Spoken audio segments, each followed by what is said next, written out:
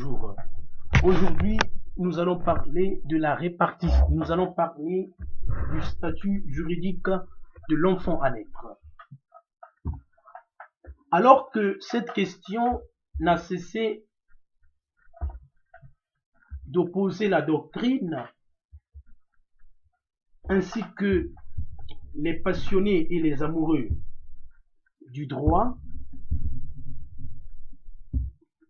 une réponse très simple, soutenue par le professeur Jean Carbonnier, a été mise sur la sellette pour tenter d'éclairer les étudiants de droit. Le statut juridique de l'enfant à naître. Est-ce que un enfant au stade de la conception, ce peut être un embryon, un fœtus, est une personne? Et si il est une personne, est-ce qu'on peut lui reconnaître la personnalité juridique? Alors, nous allons répondre à cette question sur deux volets. Sinon, nous allons mettre sur la sellette deux théories. La théorie catholique et la théorie que j'appelle moi la théorie classique. Alors, la théorie catholique d'abord, avant de parler de la théorie classique. Selon l'Église catholique, la vie commence au stade même de la conception. Dès lors qu'il y a rencontre entre spermatozoïdes et ovules et il y a fécondation, pour l'Église catholique, la vie commence à ce stade-là. Et si l'on s'en tient à cette théorie catholique de la vie, on peut donc dire qu'à ce stade-là de la conception, la loi peut reconnaître, ce n'est pas l'Église catholique qui reconnaît, mais la loi peut reconnaître à l'embryon ou au fœtus la personnalité juridique. Mais sur ce point, un problème se pose, sinon un problème s'est posé, celui suivant lequel, pour que la loi reconnaisse à un fœtus ou à un embryon la personnalité juridique, il faudrait qu'il y ait un intérêt à l'égard de ce fœtus ou cet embryon-là. C'est tout le sens de l'adage latin hérité du droit romain, infans conceptus pronato habetur quoties de commodis eus aditur. L'enfant conçu est réputé né toutes les fois qu'il y a un intérêt.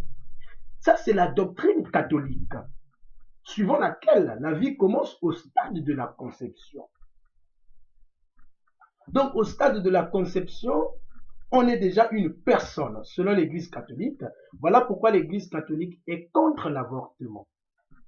Puisque pour l'Église catholique, le fait d'avorter est un meurtre. On ôte la vie à quelqu'un.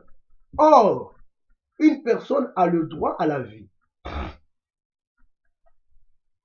Mais les classiques, moi je les appelle les classiques,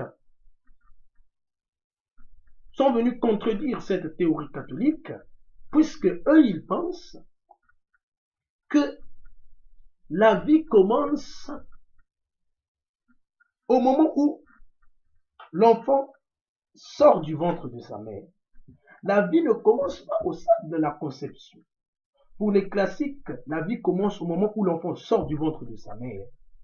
Puisque il est une phase matrovitrice, il est un morceau des entrailles de sa mère. Lorsqu'il est dans les entrailles de sa mère, là, il n'est pas encore une personne. C'est au moment où il sort du ventre de sa mère qu'il devient une personne et que la loi peut lui reconnaître la personnalité juridique. Mais là encore, il faudrait que cet enfant-là puisse naître vivant et viable. Vivant, c'est-à-dire, il doit faire preuve d'une respiration postnatale, et viable, cela veut dire qu'il doit avoir tous les instruments lui permettant de vivre indépendamment de sa mère. Puisque dès lors qu'il sort du ventre de sa mère, des entrailles de sa mère, on doit couper tous les liens qu'il entretenait avec sa mère par le biais du cordon ombilical. Et au moment où on coupe tous ces liens-là, il doit y avoir la capacité de vivre indépendamment de sa mère. Donc, pour les classiques, comme le professeur François Theury, comme Gérard Cornu, la vie commence, on est personne au moment où l'on sort des entrailles de sa mère, au moment où l'on fait preuve de respiration et de viabilité. Donc, pour cette théorie classique-là, un enfant au stade de la conception n'est pas une personne. S'il n'est pas une personne, il est classé dans la catégorie des choses.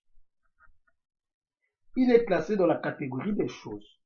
Et au moment où il sort des entrailles de sa mère et qu'il fait preuve de respiration et de viabilité, il est classé dans la catégorie des personnes puisque la loi lui reconnaît la personnalité juridique. D'un côté, il est une chose, de l'autre côté, il est une personne, donc il n'a pas de statut concret.